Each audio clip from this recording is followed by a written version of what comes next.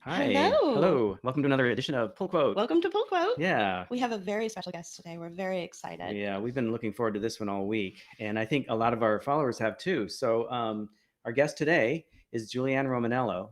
She's a mother and an educator and a researcher. Julianne has taught at the University of Tulsa, Northeastern State University, and Tulsa Community College. Her regularly offered courses have covered topics ranging from philosophy, educational philosophy, and political theory to humanities and American federal government. During her time as a visiting professor at the University of Tulsa, she witnessed the school's sudden shift from a renowned liberal arts university to a skills focused cog in the P20 pipeline. The school was being re-engineered to support the growth of the tech, defense, and sustainability industries right before her eyes. She began to recognize equally disturbing and remarkably similar reimagination campaigns at other universities, but also at public schools and chambers of commerce. She has identified the P20 pipeline as the tool technocrats are using to shape the education and development of children so that they may one day fill the jobs that will usher in the, say it with me, Fourth fourth industrial Industrial Revolution. revolution.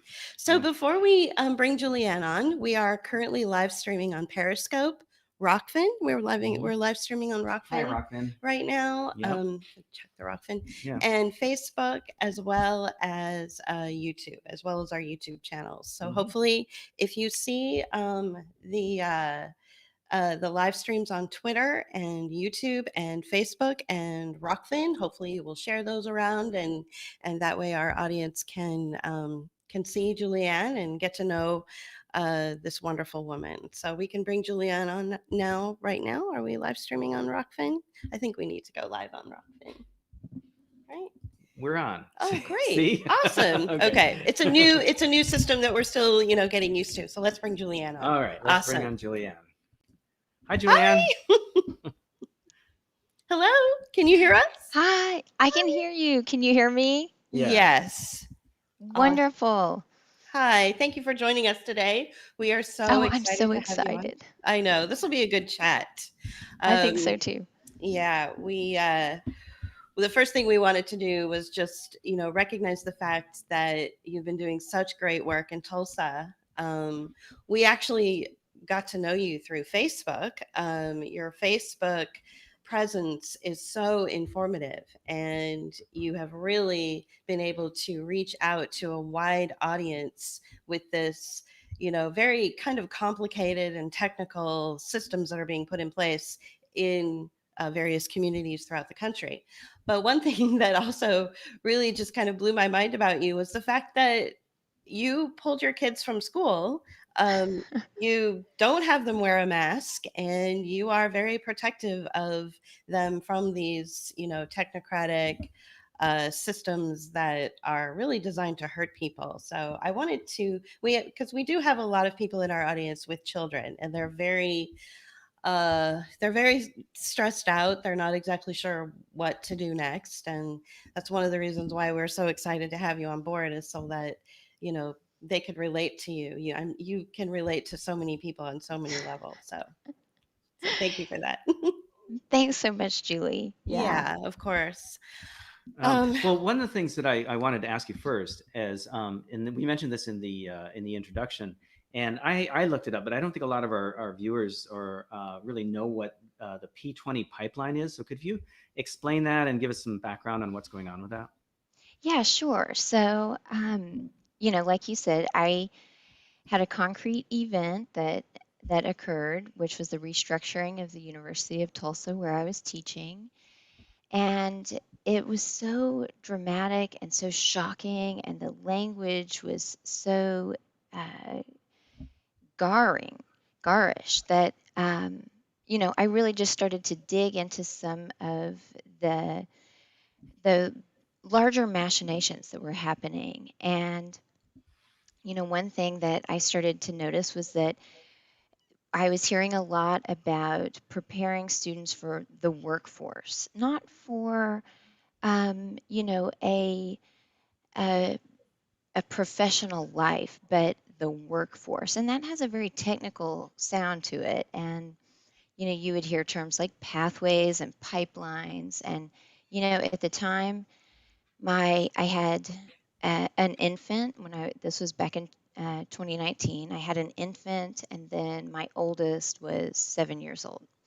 So I didn't, my kids went to private Catholic school for preschool, and then my oldest he was in first grade at the time. So I hadn't been paying a lot of attention to what was going on in the larger policy area of education. I hadn't really been paying attention to public schools because my kids were young and I was teaching, and just trying to keep things together. But because of this concrete event, I started to dig and follow buzzwords, and I talk about that a lot because I think it does make sense to people. And I discovered this P20 pipeline, the pipeline to the workforce, and some other synonyms for that. Phrases that are also used are like the cradle to career Mm-hmm. pipeline, or um, let's see, isn't there? Well, one that people who disagree with the policy use is womb to tomb, or Mm-hmm. cradle to grave.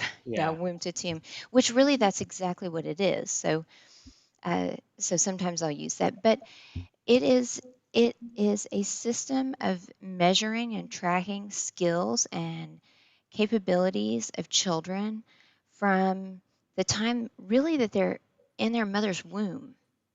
I mean, when we look at prenatal health initiatives, like they are gathering information on mothers who go to seek prenatal care. Lots of Mm-hmm. times, these are low income mothers who use, like here in Oklahoma, we have Sooner Care, which is a public benefits service for people who need it, who don't have private insurance. And they'll track data on the mothers. And in those visits, those prenatal visits, they'll start gathering information and recording information about the child who's going to be born. And so it's really, we could say, prenatal to the workforce, but Mm-hmm. it's a process of accumulating data on the health, physical health, on nutrition, on habits, on social skills, on activities that a child has participated in, all through his or her life. And once we have these electronic records for health and education, then all of that information is going to be shareable. It's going to be integrated in uh, different data systems that that use that info, like the info that's been gained up till a certain point, to really direct a child's future toward whatever careers are in most need of workers Mm-hmm. Mm-hmm. for a regional development plan. And these Right. regional Right. development plans, those are, part of the metropolitan planning authorities, and they have a couple of targeted industries, and they want to make sure that they have enough workers for those industries. So the P20 pipeline, it tracks skills and all sorts of attributes, and then it directs a person, a real human being, into the areas that will find that human resource most useful. It's really sinister. Yeah, it really is. It is. It's Yeah. it's it's much more than what Julie and I dealt with, and probably you as well. When we were young and in school, and back then, and I'm sure they say the same thing now, only it's Yeah. different because it's not real. Is that you can do anything you want, and you can, and I feel even, I was in grade school in the 70s, and I'm sure even then there were things going on that were kind of channeling kids because of all the the standardized testing, and even then we dealt with standardized testing, fill in the bubbles, all that stuff. I'm sure that a lot of that had to do with channeling children into specific um, directions.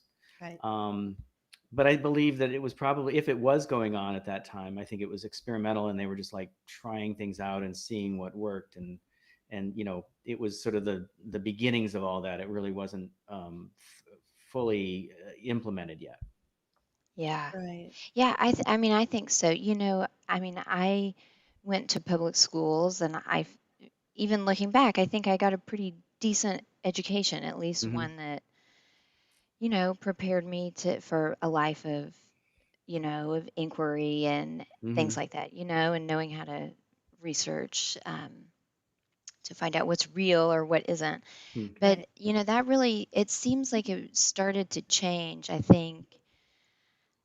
So I graduated high school in 1999, and I can now, looking back, I can see how there were definitely. I even remember, like, in third grade, like, looking back, like, some of these sustainability initiatives that were being introduced into the classroom, like, and we grew little maple trees, from the little whirligigs, and you could see that there now I can look back and see, well, there were different movements going on even back then, even when I was like that young, but it wasn't perfected, it wasn't tested, it Right. wasn't proofed to the degree that it is now with the mass uh, usage of technology, and Hmm. the advances in AI and machine learning that have exponentially increased our ability to sort data and to make predictions about people, what they're going to Right. do, and so I think, probably my sort of sense of it is that in early 2000s, really picking up about 2010, these systems, these pathways and pipelines were, they're fully functional. Yeah. Wow. We've done videos about all this, and we're even going, wow. Yeah. I know when you really think about it, like, it's so awful. Like, that's why I couldn't believe what was happening at the university level. I thought, this is so awful. You're gonna, Right. I mean, besides what it did to the students who were there at the time, they Yeah. paid a lot of money to go to that school based on what they thought it was, based on, what the faculty and other students had presented that institution as, not Hmm. knowing that this radical change was going to happen. So I can't even imagine, those were 18-year-olds, they're young adults. They, are at a different level than, say, young children, young students who don't have the opportunities that, like, my college students had. And Right. when you look at what's going on in the public schools here, it is, I mean, to me, it's a travesty. We have a big bond bill that's coming up this week for people to vote on, and it says we're going to have devices like tech, computers and phones and everything that you can take home. It's going to make sure every student has one to take home. And the little flyer that they send out in the mail, it says we're going to engage parents and students. So you've got two generation tracking going on. Hmm. Hmm. It's Yeah. just twisted. Yeah, well, It really we're is. trying to bridge that digital divide. Right. That's Yes. all. I know. Don't forget that. No, make it wider. That's the gap that we really need to That's right. see, Mind the gap. like. Yeah. Um, Given your academic background and where you come from, do you feel that this explosion in technology and this overreach and surveillance would have happened anyway with or without a pandemic? Well, that's a great question. I mean, yes, I Sorry. think, Put you on the if we take the social engineers' word for it, then yes, because they have done a bang up job of saying the pandemic has merely accelerated forces that were already in play. right. Right. So they try to say that, like, they really try to diminish the role of the pandemic in forcing these changes. Right. But, no one would have accepted the total inversion of society without this public health fear mongering. Right. You know, Yeah. how do you go from living a normal life? I mean, with, problems to be sure, like kids still were using too much technology. I mean, adults are using too much technology. We have, Mhm. different features of our society that needed to be addressed like before the pandemic. But how do you go from, a sort of regular way of life to everyone's wearing masks? Uh, you're ordering everything online. No one goes to shops anymore. You have small businesses suffering. You have no access to the arts. You have no spontaneity in life. Right. How do you do that? Like that whole scale inversion of life without this narrative of The health. coronavirus fear. Right. Right. So Health. would it have happened? I think, yeah. I mean, we were headed that way, um, but this really just took it to a new level. We have a comment from Amy, and she says that her last comment part of the comment was, I believe. Let's see. I won't mention. Oh, let's see. She says, I believe it was my dad's career, Army research, and a few other things I won't mention here, which perhaps placed the crosshairs on for me. She starts out with saying, how long has this been trialed in Trial. micro scales At, prior to current macro unveiling? Um, right. So, how long do you think that this has been? I mean, I pointed out that it could have been happening as early as the early 70s, but what are your thoughts about this? Yeah, I mean, I think it goes back to, the 1950s at least. mm-hmm. Um, probably even sooner than that. If you look at some of the research on technocracy and how that was developing at Columbia University Mm-hmm. back in the 30s. Right. But, there's a really great book that a mutual friend of ours recommended to me. It's Douglas Noble's, let me see if I can remember the title exactly, The Classroom Arsenal. Right.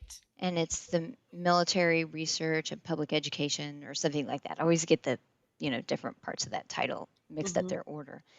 But, he was a teacher in Rochester, New York, I think.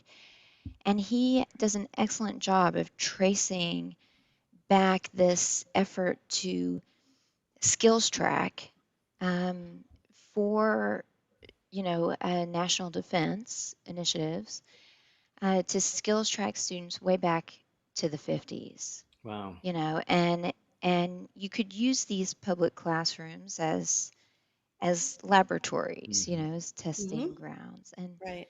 And so, I was absolutely shocked. I tend to be like an optimist, and I think that most people are good, decent people, right? Like Mm-hmm. I like people and Right. yeah, we like people. That's why we do this, right? Right. I mean, sometimes they drive us nuts and we're probably all introverts, but like, when the introverts come out fighting, that is There's serious, right? right that it's There's a serious. problem, right? Yeah. Exactly.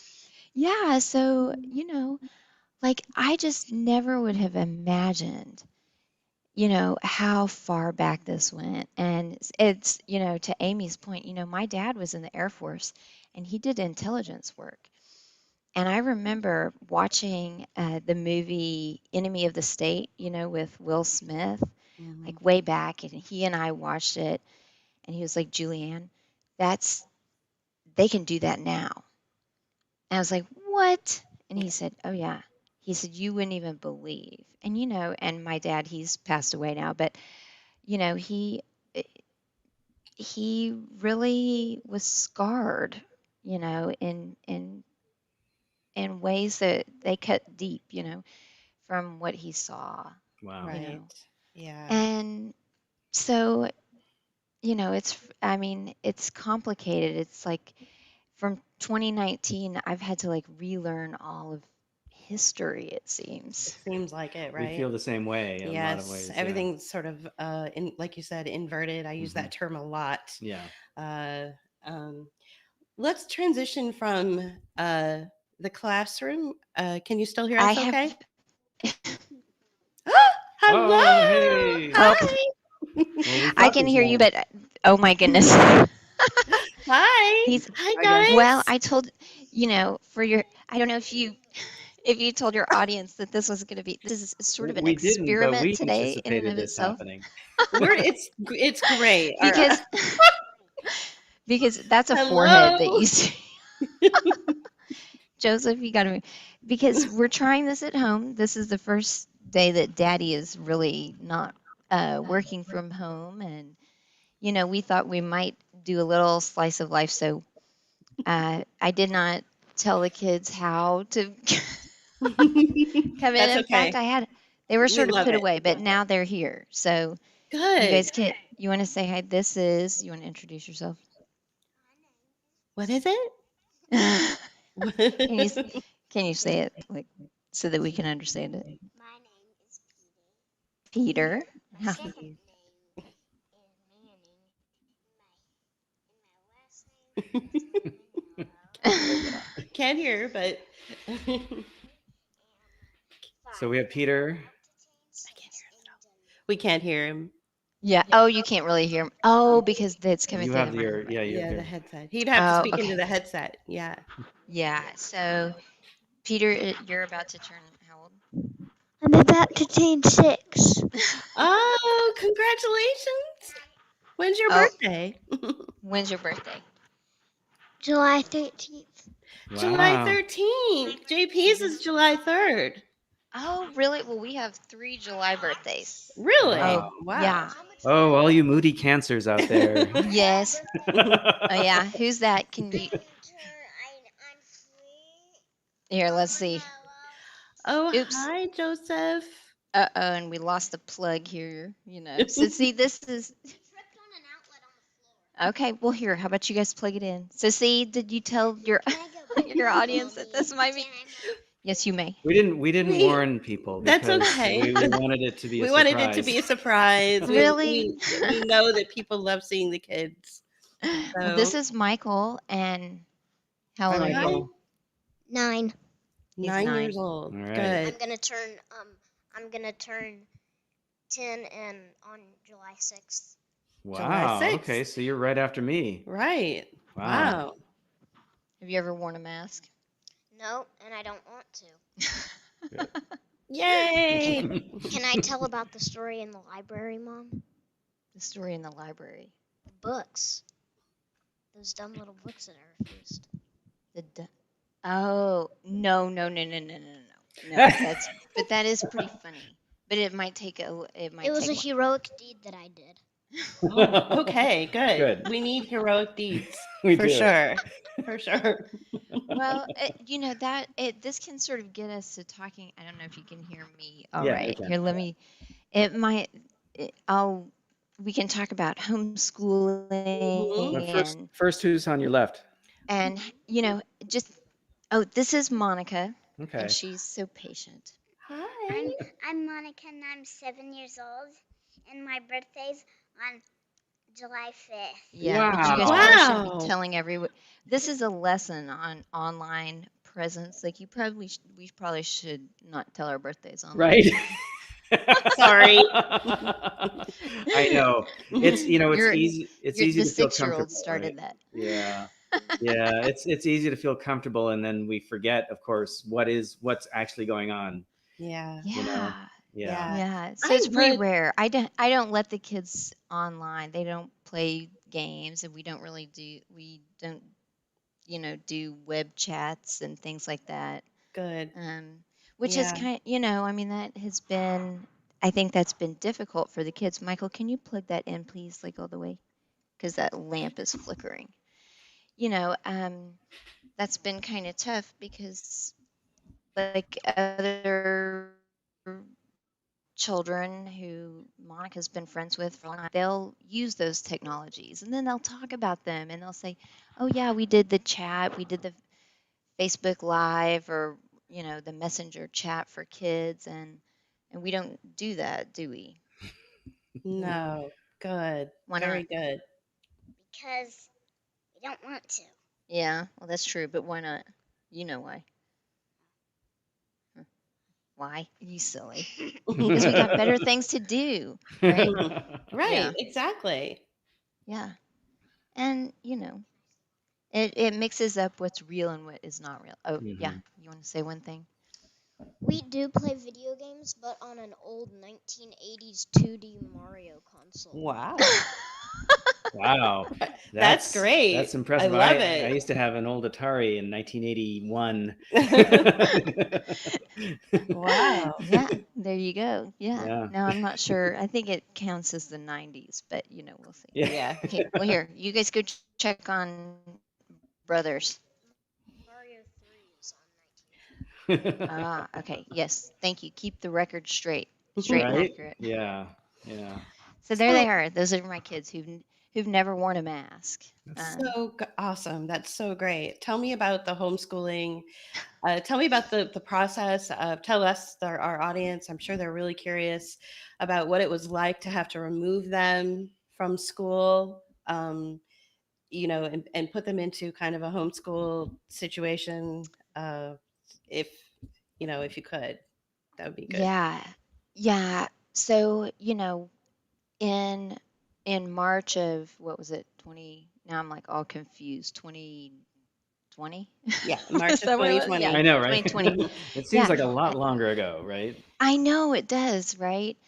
Um, we switched to distance learning like most, schools did. And I was sort of lucky because I had already voiced on many occasions my concerns about the kids using technology at their school.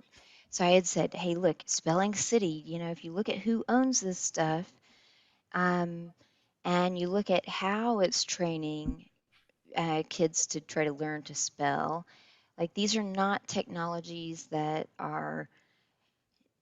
have our children's best interests in mind. And why are why are we paying for private schools if we're using those in the classroom a lot? And Michael is an early reader, so he would and he's a precocious reader, so he would finish things like very quickly, and he would end up spending a lot of time on technology. So I had many conversations with teachers and administrators saying, it's the data mining, you've got to stop this. Like, there's no way to to control the kind of data that's shared if our kids are using that tech. So I'd been very loud about it for a long time. So when we moved to distance learning, a couple of my friends were like, Julianne, is this like your existential hell? And I was like, Right. yeah, I'm not doing any of that stuff. Like they're not going to do any of that online. And it was difficult because, to be fair to the teachers, everyone was caught off guard about how to adapt to this uh, controlled demolition of our lives, right? So Mhm. they were caught off guard, and they're trying their best to come up with lesson plans that were safe before people knew that this was a big fake. But Mhm. I sort of always knew it was a big fake because you and I mean, we knew each other before the pandemic hit, and so we were looking at these things that were already in motion. Mhm. Um, and then when the pandemic was announced, all of us were like, ah, there it is, they're doing it. Yeah, Everything this that is we've it. been warning about, this is it. So the distance learning, I was a non-compliant parent. And so That's good. and I think I had a lot of, you know, uh I mean, you could see the history of my concerns. So I wasn't just a lazy parent. I was really non-compliant, but for reasons that were documented. So, my husband and I talked about it like the distance learning was going to be terrible. Like if I'm going to have the children at home anyway, then I should be in charge of their curriculum. And the age spans, it's difficult because my 3-year-old, Hmm. he's like a wild man. Hmm. So it's hard to sit down with a sort of impatient 9-year-old and do someone else's lesson plan that required logins, and I forget the password, and it was a mess. Right. While a 3-year-old's climbing everywhere. So there were those like technical problems, but really, I just, you know, I I was very frustrated with the educators and administrators who didn't see how the transition to distance learning and then compliance with these mask mandates and the plexiglass mandates and all of these weird um, antisocial behaviors and regulations. I was so frustrated with the administrators and teachers for not recognizing how harmful that would be to the students who would be living that every day. Because, you know, even at the beginning of the pandemic, you didn't have children, becoming sick.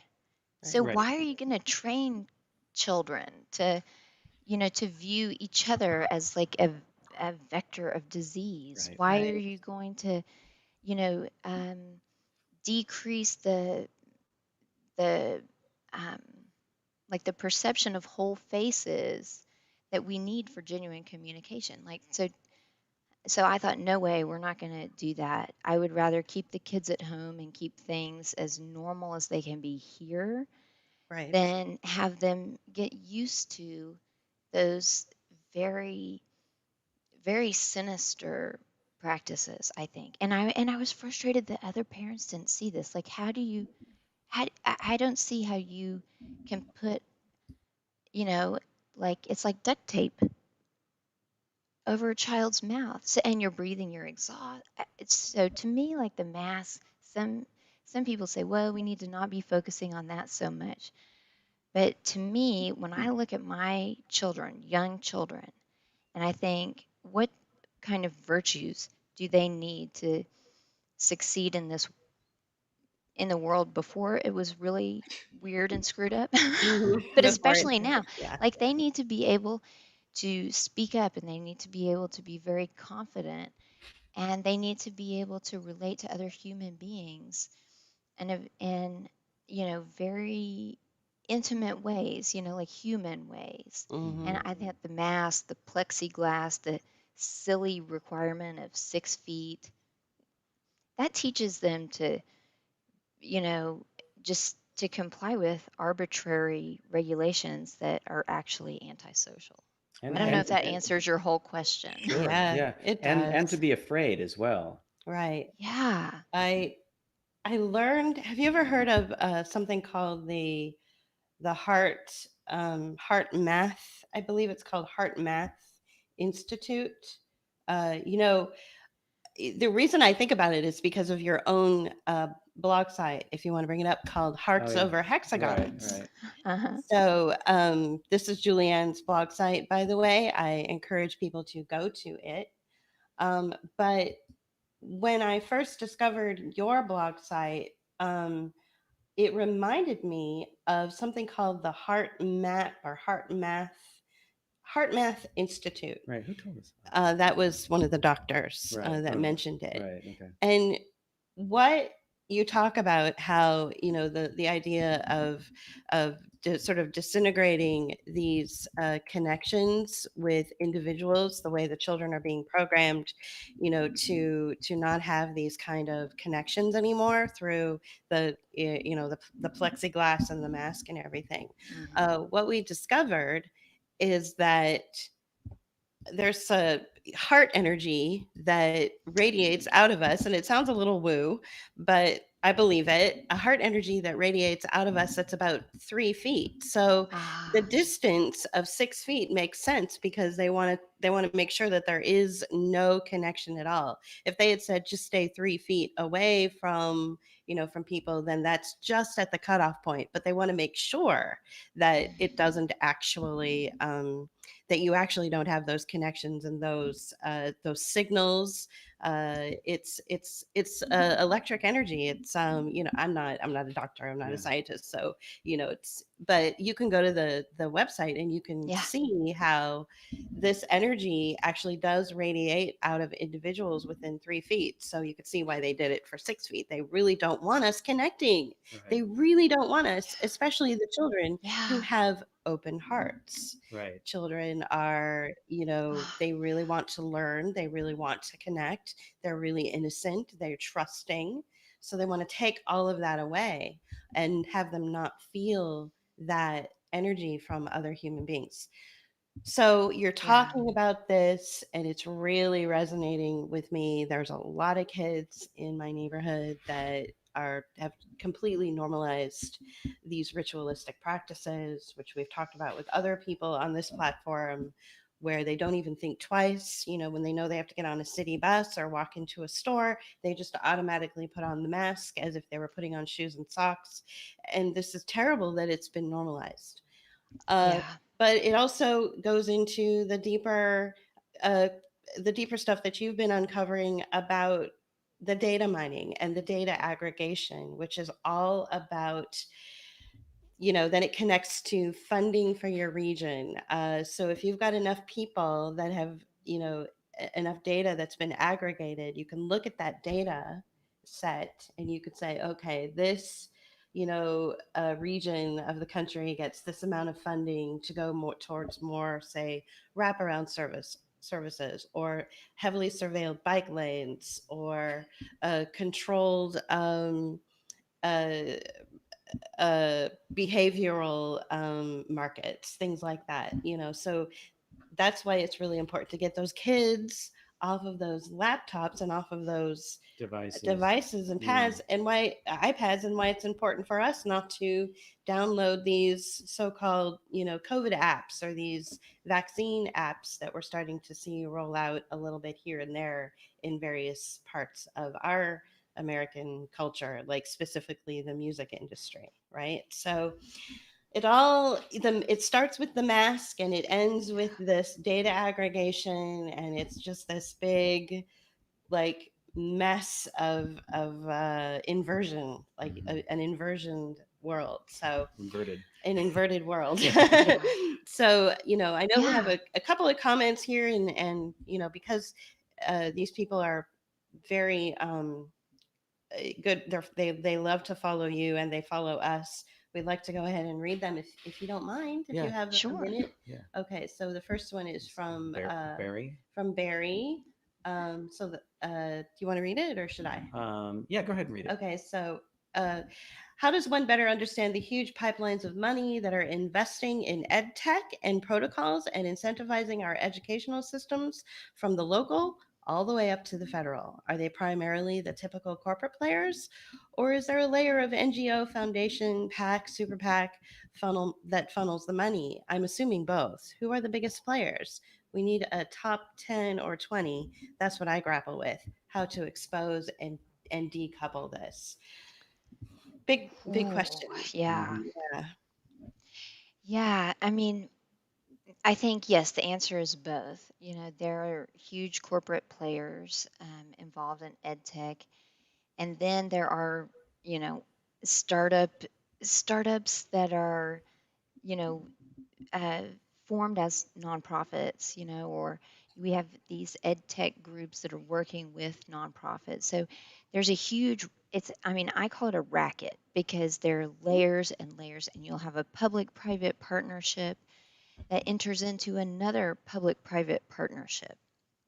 So I think, the top players, if you, I mean, it's hard for me to think of specific like ed tech platforms because there's so many of them. There's Newton, and they all do slightly different things. You have Newton, which is spelled with a K in.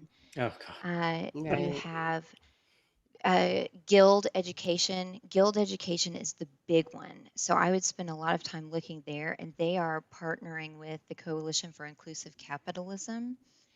And so yes, there's a 30-minute webinar that you can watch. I think I posted it a couple weeks ago. And the Coalition for Inclusive Capitalism has partnered with the White House and the U.S. Social Innovation Fund, which is a social impact Mm-hmm. financing Mm-hmm. group. Yeah. Those three entities have paired together to set up this new initiative on inclusive capitalism. And in one webinar, you had Rachel Carson from Guild Education coming and talking about the P20 pipeline and about all of the skills tracking. So, where I like to start in terms of unpacking, the major players that are involved in the P20 pipeline, it might not be um, just going to, trying to find a list of the ed tech companies, but rather like the lobbying groups that are pushing this. And Right. so I would say the American Council on Education that's the big one. And Ted Mitchell, who is like the president or chair, whatever his title is right now, but he's the big guy in control right now. um, Mhm. Ted Mitchell is on the Council for Inclusive Capitalism Executive Committee, and so ACE, they control all of higher ed, basically. I mean, they're a lobbying group, they're a policy setting group, and they promote these goals of, sustainability, inclusivity, all of those buzzwords. I would look there, and then you look at Credential Engine, which is working with ACE and Guild Education to set up basically blockchain transcripts. Mhm. So their Credential Engine is looking at capturing all kinds of learning, from the whole of the P20 pipeline, and they work with K through 12 also. And I think, they probably, if you go to their website, it's been a little bit since I've been there, but they probably have a list of tech partners, Right. so I would say Credential Engine, Guild, Education, the ACE, also any kind of like we have, well, and a lot of them switch names. So like we had uh, Inacol, INACOL here in Oklahoma, and they're a big lobbying group for using tech. And I can share a link. Now they have switched their name like a year ago to, I believe it is Aurora Education with a nice purple background. I know Uh, we know you like purple. I know. I didn't mean to start looking for it, but it just popped up and it just stood Right. out to me like, oh, here's red, blue, it's going to turn purple. And it's in Right. everything. It's a classic So, corporate color for Yeah. marketing. Yeah. yeah. Yeah. Yeah. And that's like CIA, MK Ultra mind Mhm. control. I mean, It I could feels not like make it. this Yeah. stuff up. Right. But so, just I probably didn't Um, answer pur- Barry's purple question does. very well. But if you look at, some of the big groups strive together. They are huge. They're out of Cincinnati, which is, I mean, Ohio is this. I'm quoting here. It is ground zero Right. for inclusive capitalism. They call it that themselves. So Strive Together, which works with Knowledge Works, which works with Procter and Gamble. Allison McDowell helped me to make those connections. Mhm. She's mapped it all out. They have tons and tons of ed tech partners. Results for America. They have tons and tons of ed tech partners. So I remember looking at Results for America, and that's Bloomberg Philanthropies funded, and they work with Aspen Institute. Mhm. Um, you know, I looked at their website, and when you pull up the list of partners, it's just pages and pages of these companies that I had never heard of. Right. So it's hard for me to think of like top 20. I mean, I think they're all Google backed, the G Mafia backed, Mhm. Google, Google Mafia, right. Microsoft, whatever, Mhm. Right. Um, but I would look at those lobbying groups and you just Yeah. find out which ones are really active in your community. But pretty much now, as we're seeing higher ed transformed, previously it was really focused kind of through Common Core it was focused on the K through 12 age group. And then like junior colleges and community colleges came next. And actually, I don't talk about it much, but I was restructured out of the community college. Wow. Wow. Even before TU, they said, "Oh, Julianne, we have to capture all of your skills because you have a PhD in philosophy, but you probably shouldn't be teaching American humanities because your degree doesn't line up perfectly." That's so I was like, corporate. "What? That's a I used corporate. primary Yeah. sources." I know, it was terrible. Yeah. And you Right. had to enter in all of your credentials. So, if you look at at each level of education, Hmm. now finally with the pandemic, but really it kind of started 2010-ish, 2000, and then 5 years later really was in the full swing. Now it's made it all the way up to higher ed. And those are the big dogs because they have all the money and because they have the institutional prestige to go out into the community and be a partner in those nonprofits that Barry was asking about. And Barry is such a doll. I mean, Yeah. he's really, I love what he writes, Hmm. and Yeah. he's a great person. But so, that's where you would look, I think.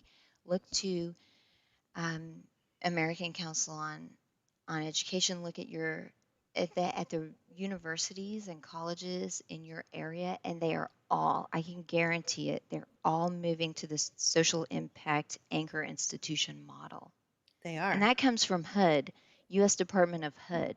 They're bad Mhm. guys. Yes, Oh they yeah. are. I mean, Yeah. I'm just going to say they're bad guys. Yeah, they are. The thing also that I wanted to bring up was this place that you have often spoken about, and when we spoke privately recently and had that wonderful conversation, you talked about a place called the Gathering Place.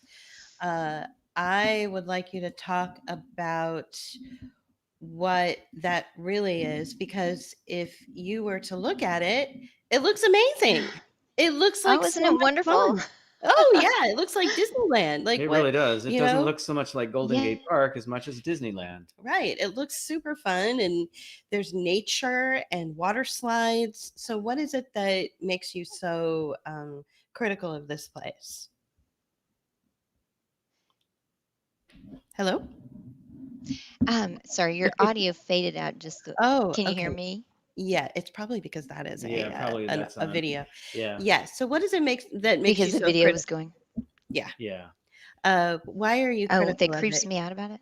Yes. Yeah. Oh, critical of it. Yeah. Okay, sorry, there was a little Or bit of what creeps that. you out? Yeah. Both. That's okay. It creeps me out. I'm critical of. Yeah. So okay. So the gathering place. Um, it is a perfect example of one of those endeavors that it's created by many layers of P3s. So if you were to press someone at the Tulsa uh, like development authority or our parks organization, we have like a Riverfront Parks Association. If you were to press them about who really owns that park, I don't think anyone would know. Right. I Right. mean, you would have to get like attorneys to really dig through layers and layers of P3s because our River Parks Authority was already a P3, and then it enters into another P3, Right. and there are What is that? private purchases of land. And Oh, just to interject in case people don't know what a P3 is, it's a public-private partnership. partnership. Right. Okay. So, Yeah, yeah. I'm sorry. Some of No, no, these, no. That's now good. I'm used to the lingo Right. and I forget the Same different. here. Right. But so, yeah, so that's one aspect of it is really who, I don't know who owns it, Right. I don't know how that goes. Um, it is, when you look at, well, all of those different organizations that were listed on that, little promo video that you put up, those are all New World Order organizations. Mhm. Right. Time Magazine, Right. it's pumping the 4IR and the New World Order. Urban Land Institute, all of those organizations are interested in reapportioning land so that normal people can't own any of it. you know, Right. so that we're all going to be, forced to own nothing and be happy, right? So when you look at the kinds of people that are supporting it, I mean, that's a big clue right there. But, if you just do a Google search on the Gathering Place, you're going to see the same article basically run over and over again in these different publications, and they are all advertisements for the George Kaiser Family Foundation and for the city of Tulsa. And so basically, my idea is that, you know, Kaiser built this park to attract these young entrepreneurs from the coast. Okay, and we have a program called Tulsa Remote, where the George Kaiser Family Foundation is paying people $10,000 to move here. Okay, that's Mhm. not very much now. I mean, really, it's not much at all now. But we're marketed as a place with a low cost of living and a high quality of life, especially because of this wonderful park. So, and it's over and over and over again, and there's a Tulsa Tomorrow program, which specifically recruits, a certain type of person that the George Kaiser Family Foundation wants to bring here. Um, and that part, I mean, that park it's marketing to them. It is not marketing to, the real needs of Tulsans. Right. Right. And if you go to that park, I mean, it's very fancy. Hmm. There are some impressive structures that are built, and I've actually only gone there once, but it was so difficult for me as a mom to take 4 kids, and they were very young at the time, during the day. So I'm going during the day by myself. I had to park far away.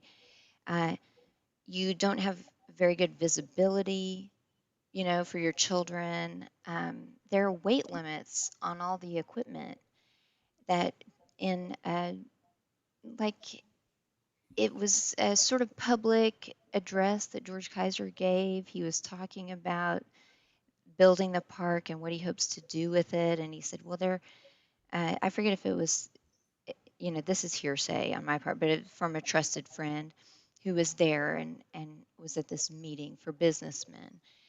So I'm not sure if it was Kaiser himself or one of his goons Right. who said this, but he was like, well, we put a weight limit on all the equipment so that if you want to have access to the play equipment, you have to make sure you weigh under 250 pounds. Well, okay, everyone feels better when they're healthy, but you know what? Like in a public park, are we Hmm. supposed to be penalizing people Hmm. for being heavier than they ought to be? I Right. mean, to Well, me, that sounds very anti-human. It it sounds does. punitive and Mm-hmm. mean. Hmm. And shaming. Well, Yeah. and shaming, and also, Yes. the problems with obesity in the impoverished communities just Yeah. shows you how they are, and this is insidious and it's happening in different ways. But here's a good example where they're bifurcating society and keeping the impoverished out of a situation and disallowing them from participating fully in something that they should be allowed to have access to. Yes. And a park like this is something that just, even though it's open to the public, it feels like it's private. And I Yes. think that in and of itself also is a means of keeping people away, because I have a Yeah. feeling that people who are in the minority or the impoverished and marginal communities are going to feel very uncomfortable Mm-hmm. going to something like this, Right. just out of, because they are used to being kept out. It feels private, it feels like something you'd have to pay for. And then when you see these weight things, it's another form of taking away the Discrimination. commons. What's that? Discrimination. Yeah. Oh, discrimination, but also just like taking away the commons. This Yeah. would normally be a regular park, right? Like, Mm-hmm. like a city park. Hmm. Except they've done all this development to it to make it seem like it's, this very special place that you'd have to pay Yeah. for. Yeah. In Yeah. our And Oh, go ahead. I'm sorry, Oh, Julie. well, I was just going to say very quickly in our situation in our little neighborhood, they went straight from, hey, a local park with a pool Hmm. that was closed for COVID. They went straight from being closed for COVID to, if you're in these poor surrounding zip codes, you can't come. Well, no, So it's the they same zip code. It's just a different township. different townships in this zip code, you can't come. So they Yeah. didn't even try to Disguise it. hide or Yeah. disguise their discrimination against the poor and the working class and Right. the Yeah. Black community here. They just went straight to discrimination. Yeah. So Oh, I'm really trying not to face palm. Like if you, I Right. know I go do like this all the all day time. long. I know. I I know. know. But Same here. So I have to really like sit on my hands not to do this, I know. But it's so bad. And I mean, I think the kids from the, from from the poorer communities, the poor schools around, they're all going to get to go to the park on field trips, right. STEM Right. field trips. And they're Exactly. going to be learning, you know, whatever skills, uh, you know, Mr. Kaiser and his Pottersville buddies, Right. whatever skills It's he wonderful. wants them to have. And, I can't, I haven't been, I told you I only went once and the place just gave me the creeps. Right. I don't like the name of it, the gathering place. It's one of those names that sounds benign, Hmm. but like JP said, it's, really it's a place that is sort of designed to keep people out. It controls access. I think there was an initiative to hire people of color and poorer people of, you know, um, to work there. But Right. To work then, there. To work there. yeah, and so it's like to give people opportunities and stuff.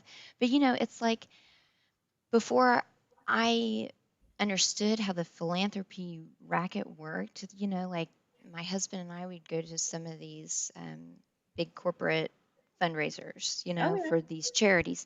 yeah. Hmm. And I remember thinking, I was like, oh, they do such good work. Like, this I is know. really cool. Like, I mean, so people should, not feel bad that they've been duped, like, I mean, I was Right. right there Oh, it's too, designed to be. So were Yeah. we at Yeah. one point. Oh, yeah. yes. Yes. Yeah. So you watch it, but Absolutely. then you're here having this fancy dinner and you have all of these servers. And I used to be a server and I grew up poor. So, like I I feel, I don't know, like I'm really a populist at heart, sort of, like Yeah. the Yeah. common people, like Sure. we're the stuff of, like we have the heart, but Hmm. if when you're at these fancy dinners talking about helping people who are in need, and you have servers who are all black, just to be very blunt, and they're all, the ones working, you know, Hmm. giving you these terrible, like, hotel dinners, catering dinners, and Hmm. talking about how wonderful everybody is. And I don't know, it always bugged me Yeah. personally. It And I really think does that look that's like like that. how that park works too. It's just a big Yep. marketing scheme. It Right. is. Well, It that's really that's is. the that's like behind the whole equality and equity language, Right. right? Hmm. It's really well, like you said, we're giving people the opportunity, and it's always Yeah. in framed in progressive language. It's always corporate feel good language, which is beige and Yeah. makes it seem like it's a good thing, but it's not. Right. Yeah. And I think, did you ask the black community what they wanted? Right. Like, like, and I think, blacks, whites, browns, reds, whatever, we're all attacked in different ways, Hmm. and it's all about really taking people's agency from them. So, like we have a big to do going on right now over the race massacre from 100 years ago, the Tulsa race Right. massacre. Yeah. Hmm. And it's our same philanthropy uh, racket that is in charge of running those celebrations and commemorations of the different events, heroic and the base events that happened at that time. Like, I think, if you really want to do a service to the people on the north side who were harmed by this, you just give them the money and let them do what they want with it, and you Mm-hmm. trust them. I mean, that's my personal view. Right. Yeah. So if you want to help, North Tulsa or South Tulsa or West or East or middle class white Tulsa, whatever, you actually let them do what they want to do, and you trust them. And if Mm-hmm. they make a mistake, oh well, like, who cares? They learn from it, you learn from it. It's not a gift if it has strings and if you're controlling the Right. entire narrative, Right. which I Right. think Exactly. is what we Yeah. see. And Yes. we Julie just whispered to me Colin Ward, and he talks about this in his book Anarchy in Action. He was an anarchist, of course, a writer, an educator, and an architect as well. And he talks a lot Ah. about housing issues and communities, and the planning that goes on,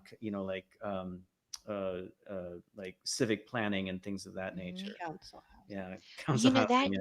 that is so interesting because just when I was looking into the TU stuff at first, and I kept seeing all of these like strange architectural images that would pop up if you put in reimagining education or any of this stuff, you would always see the same sort of architecture. Mm-hmm. And if you look at the University of Toronto, I mean, they're like in deep, and they have these amazing architectural behemoths, Hmm. and so I started to think, why is that going on? Well, I think it goes back to, like, uh, John Dewey and his philosophy of education and how environments can train us. And I think it goes back to like Skinner and behavioralism, and Mm-hmm. how, you're just crafting this environment, you're Mm-hmm. setting up the walls of the P20 pipeline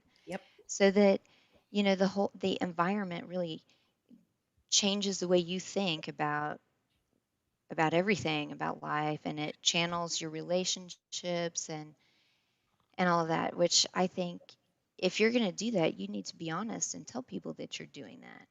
Right. Of course they won't, because it's got like a sinister motive underlying it. Right. Right. Right. It makes me think of the Pavlovian response that the kids have to have in school with the bells, how the school buses are shaped like prison buses, how in council housing in the UK, in the United States, it's called Section 8, how it's all cell blocks. It's Hmm. cell Yeah. blocks of blocks and blocks of the same housing. What it does is it erases the individual need. It erases the individual's um, opportunity, and it Hmm. definitely destroys meritocracy. So one thing that Colin Ward said was, I guess he was on the board for council housing, how to build it Yeah, he out, was or just he was he just was he criticizing was it. criticizing it. He was Hmm. like, look, there are people who do need Section 8 housing. There are people who do need council housing. Uh, Yeah.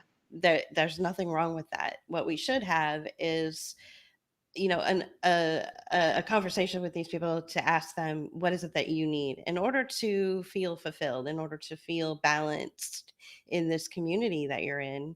Hmm. Maybe your domicile will be a different shape than your neighbors, Right. that kind of thing. But So with that kind of bureaucratic cookie cutter design, he was talking about architects who just basically remotely designed the same thing for people they would never meet.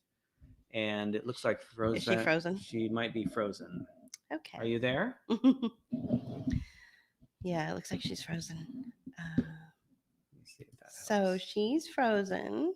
Okay. Um, so Julianne, you're frozen. These are really good discussions. These are. We're up on the hour now. Yeah. So Um, yeah, it looks like Julianne is frozen, and I'm not sure how to bring her back.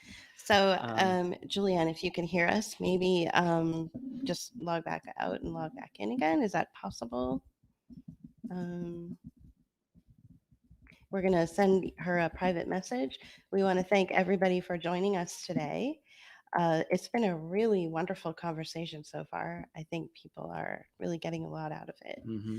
Um, so I think we are, yeah, we're good on our end. Yeah. So, Yeah. Well, we might have to end this.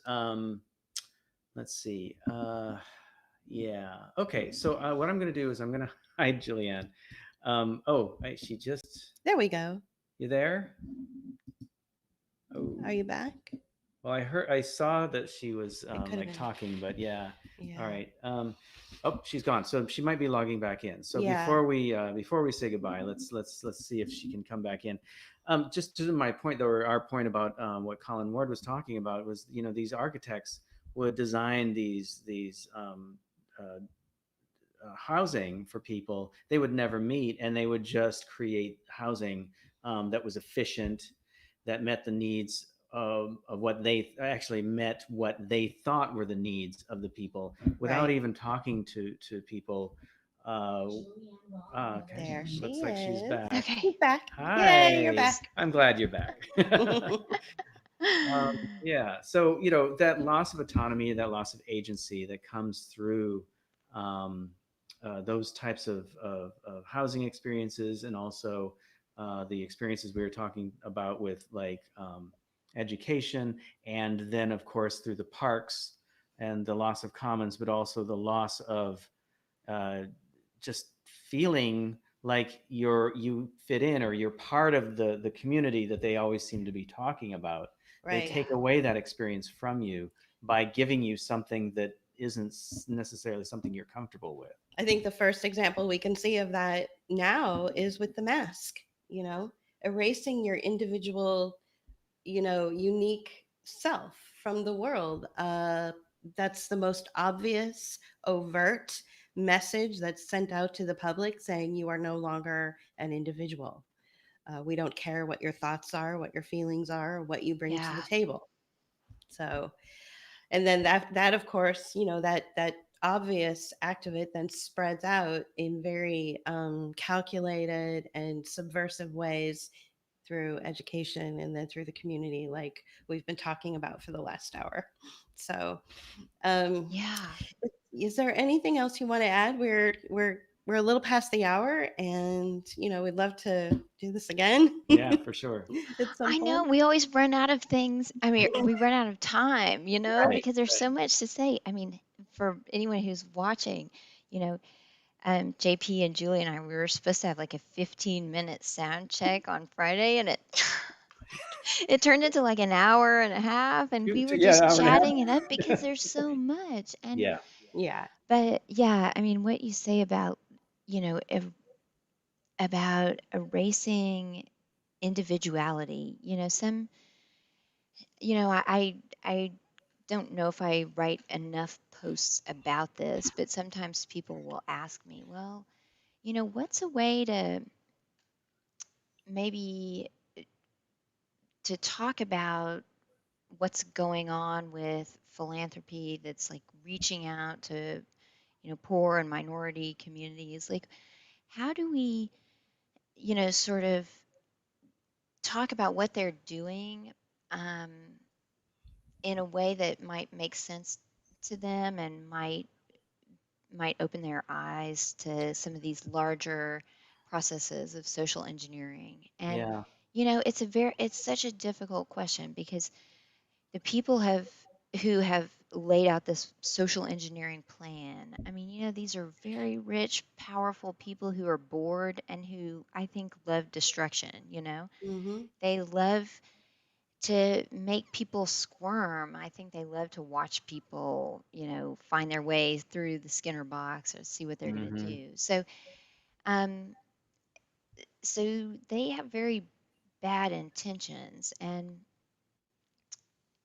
And where was I going to go with that? Oh, but sorry, I'm like getting so excited. But so anyway, so how do you how do you communicate that to people who are in genuine need of, say, a mental health support in mental health, or support in in housing, or in any one of these other areas of needs that has been deliberately created by Mm-hmm. these social engineers, for the fun of it. That's where I was going with it. Mm-hmm.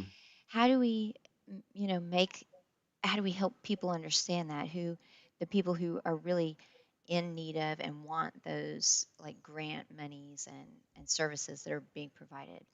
And a lot of times, like what I say, and this is my gut, it's my own just sense of it, is that, we are homogenizing those communities. Mm-hmm. We're homogenizing everyone. We are making everyone uniform, just like what you're saying, Julie, about the masks. So if you're going to take those grant monies, you have to basically adopt the language that these uh, philanthropy rackets use. You have to use these corporate marketing terms like inclusivity and impact and blah, blah, blah, community engagement, whatever.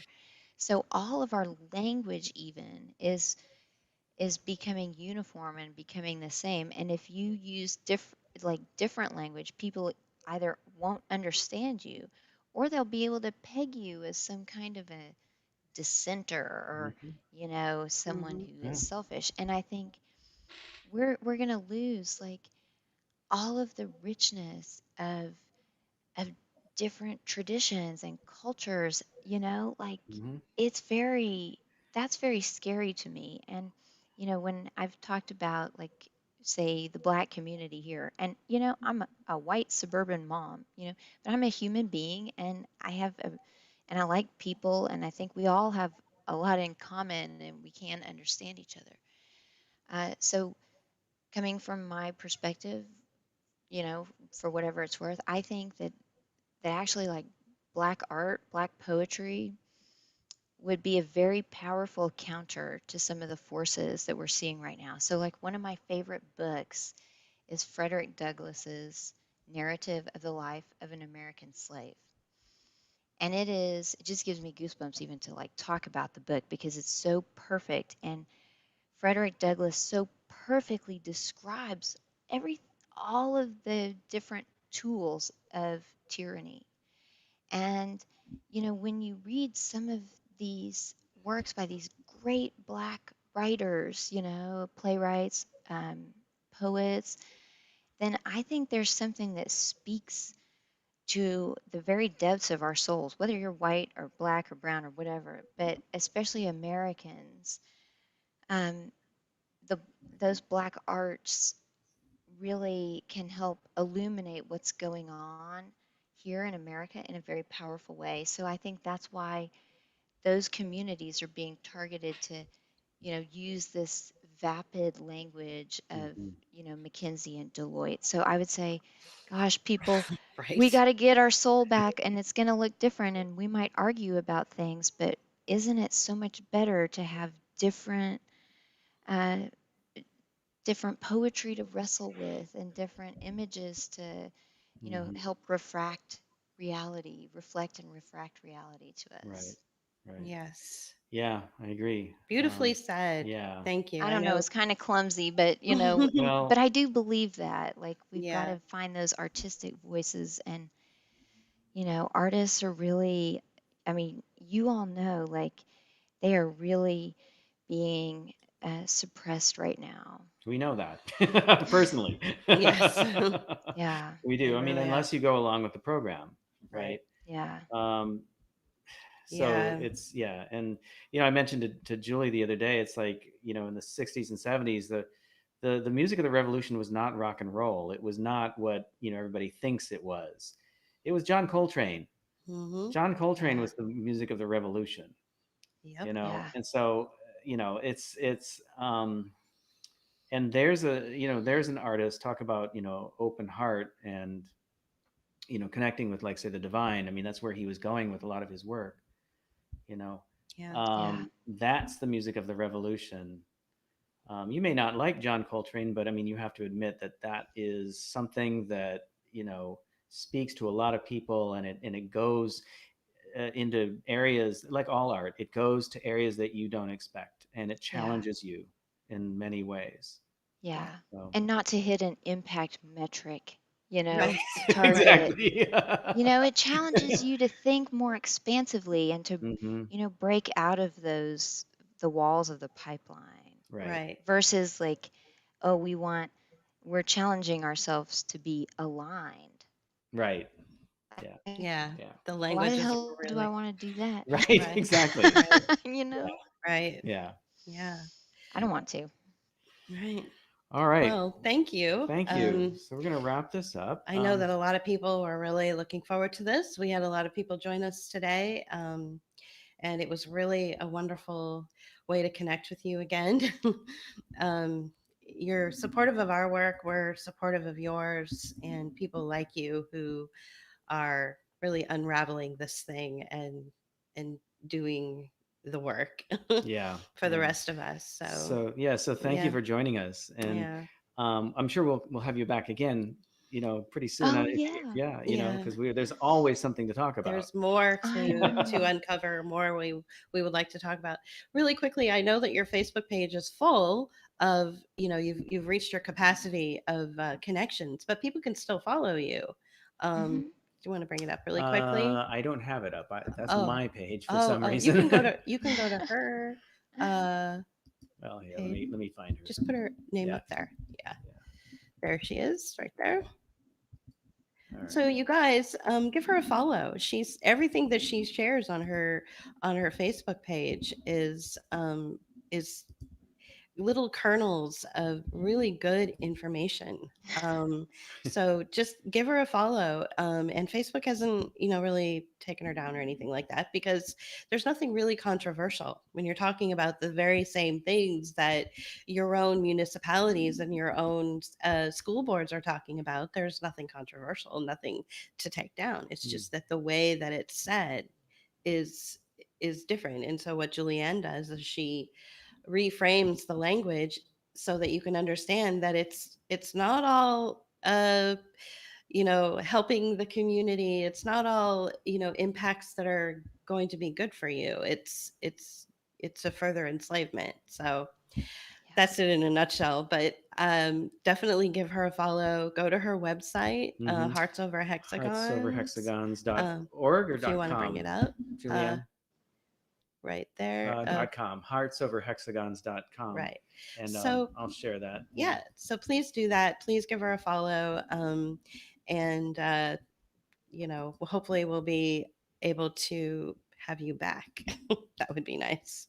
There it is, Hearts Over Yeah. Yeah. Hexagons. Yeah. Great Well, and website. Oh, thanks. I'm working on getting, it's slow getting started. right. So it's still in progress. And anyone who has tips or suggestions for this page or for the Facebook page, whether it's topics that you're interested in, just let me know. But also thank you, JP and Julie, for the work that you do, your videos. Thank you. My husband loves your videos. Well, thank I you. listen to them. That's good. And it does really it takes a community effort, I think, to help educate people. And I appreciate what you all do. And I'm thankful for your friendship and for that you had me on. Well, thank you for coming on. We Thank really you. appreciate it. We're thankful for you. Yeah, for sure. Okay. So we'll be right back with you, but we're And gonna wrap it up. okay. Okay. All right, great. Well, Well, thank you guys for yeah, joining yeah, today. for sure. Down at the ticker there, you can see, you can go to patreon.com/book of hours and become a patron for as little as $2 a month. That's a very small amount. And all that would really help us out. If we had 100 of you, that would make a big difference in what we do and how we do it, and how soon we can get things out. Right. We're working on another video essay right now. We're kind of taking things into a different direction. We're looking at the psychological before and after COVID. So, one thing that we have heard in real life with our local friends and especially our online friends is that people in your life are becoming unrecognizable to you.